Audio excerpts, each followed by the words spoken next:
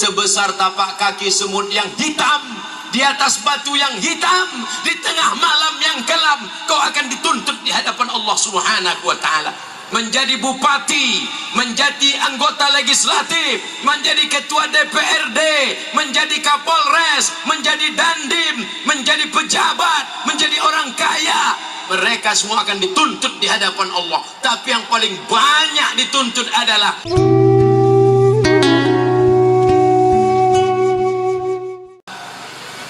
dulu saya berpikir akan mati 2040. Selalu saya berpikir begitu. Aku Abdul Somad, lahir 1977, akan mati 2040, umurku waktu itu 63 tahun. Ikut Nabi Muhammad SAW. Selalu begitu. Aku akan mati 2040, umur 63. Akhirnya kawan saya satu kelas, satu bangku, sama-sama sarapan pagi di Panam. Saya kuliah di IAIN 1996. Sama-sama satu kelas di tarbiyah jurusan bahasa Arab, sama-sama satu bangku saling berdekatan, sama-sama hampir dilempar pakai penghapus gara-gara kami ketawa di kelas. Sama-sama sarapan pagi makan lontong. Itulah kawan saya yang paling baik. Makan lontong, minum susu, minum teh manis, minum kopi. Selama berkawan sama dia tak pernah saya bayar.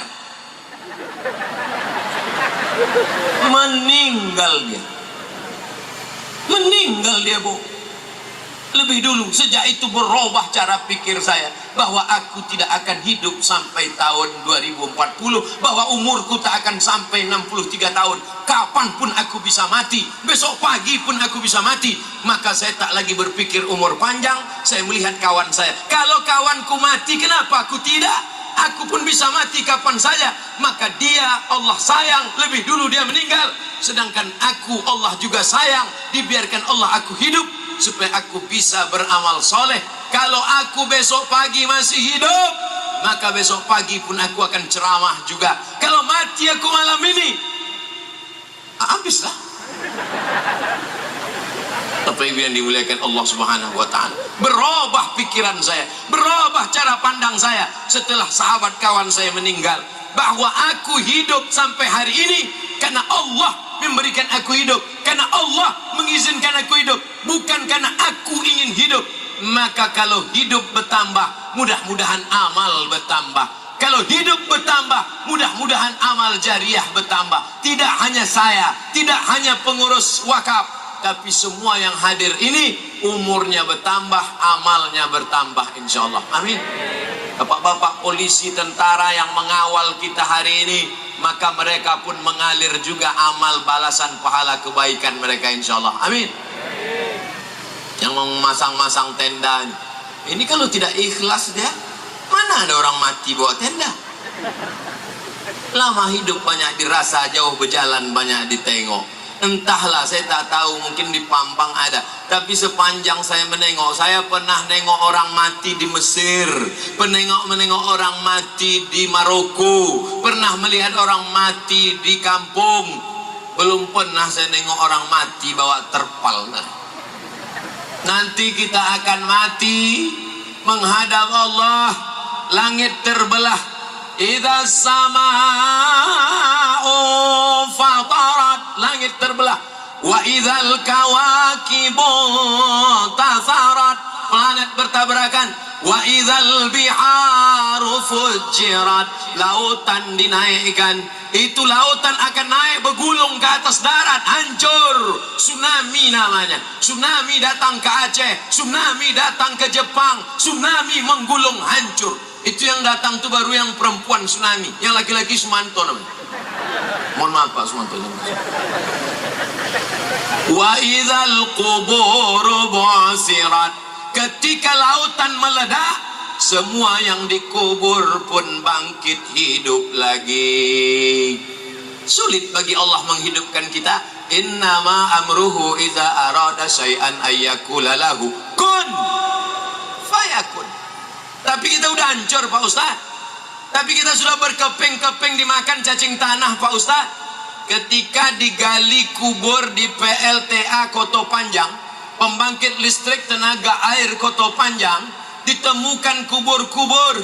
Ada Ada yang tinggal tulang paha, tengkorak kepala hancur.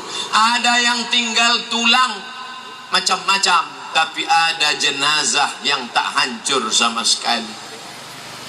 Tak hancur.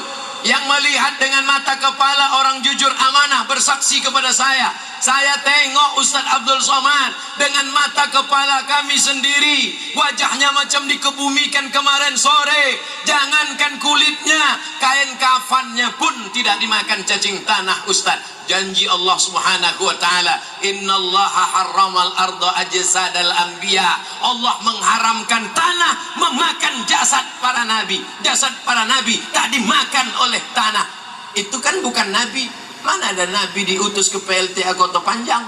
Dia memang bukan nabi, tapi nabi bersabda, al ulama warasatul anbiya, pewaris para nabi. Kalau pewaris para nabi dijaga Allah, apalagi Nabi Muhammad sallallahu alaihi wasallam. Bagaimana kalau tidak hancur Pak Ustaz? Oke, Allah tinggal hidupkan dia tegak berdiri. Lalu bagaimana dengan orang yang hancur, yang tulangnya pun tak ada? Ada tulang yang tak hancur, namanya azmuz zanab, tulang ekor paling ujung, tulang belakang terus ke belakang. Ada tulang ekor paling ujung sebesar ibu jari. Jangan dicari sekarang, nanti di rumah balik. Tanyalah dokter puskesmas, tanya dokter rumah sakit umum Bengkalis, tanya dokter spesialis. Itu cakap Abdul Somad itu betul atau hoax, bohong atau tipu? Pak dokter, apa betul badan manusia ini ada yang tak hancur? Kalau dokternya mau dokter beriman, mau tak beriman, mau dokter kafir, tak ada beda. Dia pasti akan mengakui, karena itu bukti kebenaran medis bahwa ada satu tulang di badan yang tak hancur, tulang ujung, tulang belakang. Itulah yang ditunjuk Allah Subhanahu wa taala. Innama amruhu idza arada syai'an ayyakula lahu kun fayakun. Maka kita pun akan tegak berdiri, hidup balik, tumbuh tulang belulang, daging-daging, tumbuh kuku, bulu, mata, lemak, sumsum, bangkit menghadap Allah, berdiri menghadap Allah, tidak pakai pakaian, tak ada malu, tak peduli melihat orang, karena semuanya sibuk mengurus urusan masing-masing. Yauma yafirrul mar'u min akhi, saudara kandung lari dari saudaranya, wa ummihi, lari dari emaknya, emak lari dari anaknya, wa abi, lari dari ayahnya, ayah lari dari anak-anaknya, wa sahibatihi, istri lari dari suami, suami tak memperdulikan keluarganya, wa bani, anak-anak 5 orang, saudara kandung tak peduli, emak kandung tak peduli, ayah kandung tak peduli, saudara kandung, ayah kandung, emak kandung, istri, tak ada istri kandung, anak-anak kandung. Likulli imri'in minhum yauma idzin sya'nun yughni.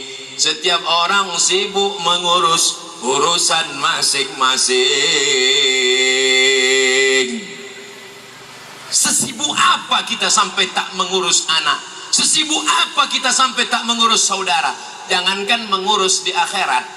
Saya mendarat naik pesawat sampai ke Simpang 3 Pekanbaru. Begitu turun mengurus koper, saya berdiri di belakang jamaah. Jamaah ini kenal baik dengan saya. Dia sibuk ngurus kopernya. Lama saya berdiri di belakang, haram dipedulikan saya. Sampai saya pukul tepuk bahu. Pak, Ustaz, baru ngurus koper di airport dah tak peduli dia sama kita. Apalagi mengurus nanti di akhirat tentang berapa perbuatan dosa, sebesar apa? Faman ya'mal mithqala dzarratin khairan yarah. Sebesar biji sawi, sebesar tapak kaki semut yang hitam, di atas batu yang hitam, di tengah malam yang kelam, kau akan dituntut di hadapan Allah Subhanahu wa taala. Menjadi bupati, menjadi anggota legislatif, menjadi ketua DPRD, menjadi kapolres, menjadi dandim, menjadi pejabat, menjadi orang kaya, mereka semua akan dituntut di hadapan Allah. Tapi yang paling banyak dituntut adalah man kasura kalamuhu kasura saktuhu. Siapa yang paling banyak cakapnya, dialah yang paling banyak perhitungannya di akhirat.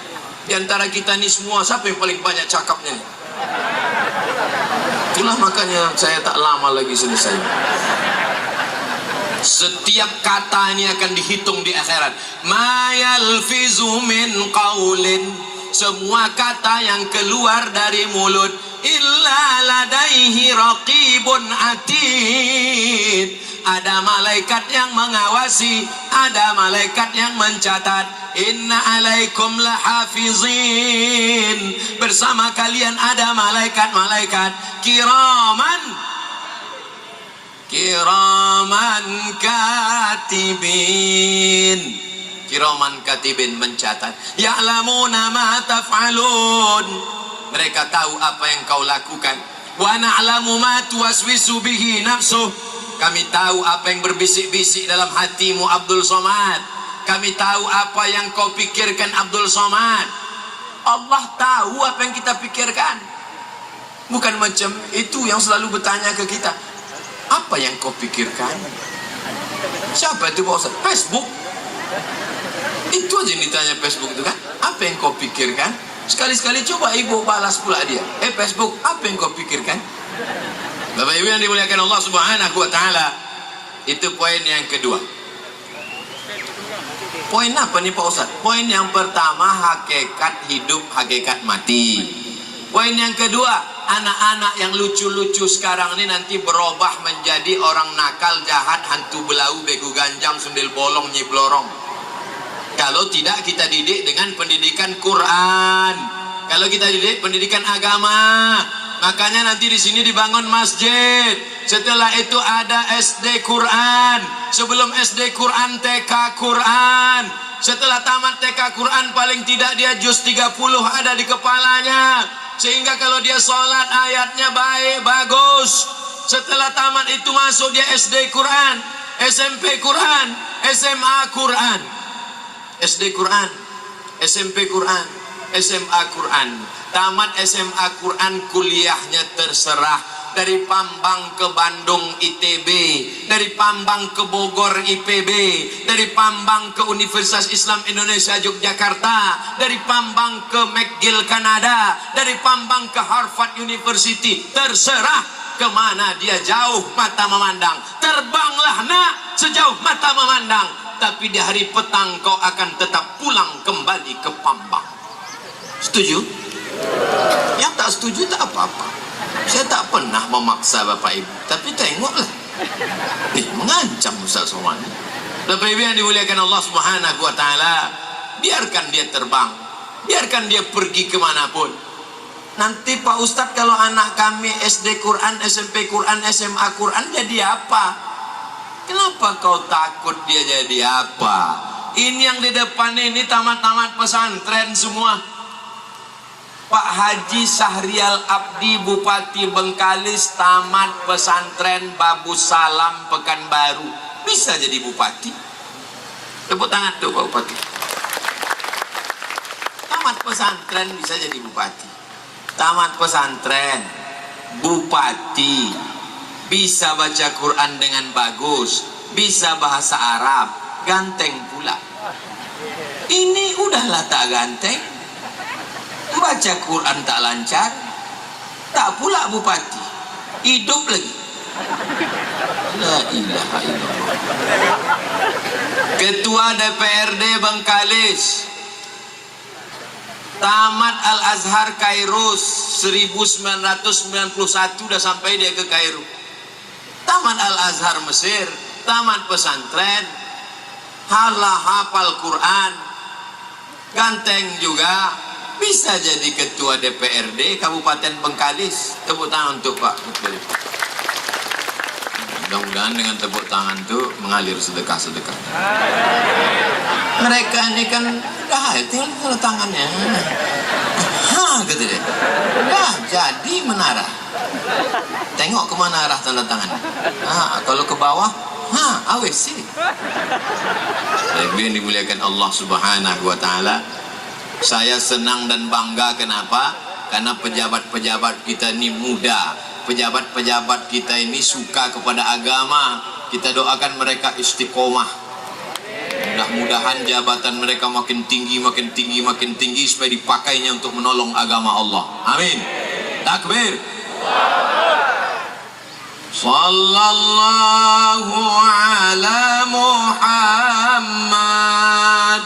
Sallallahu alaihi wasallam.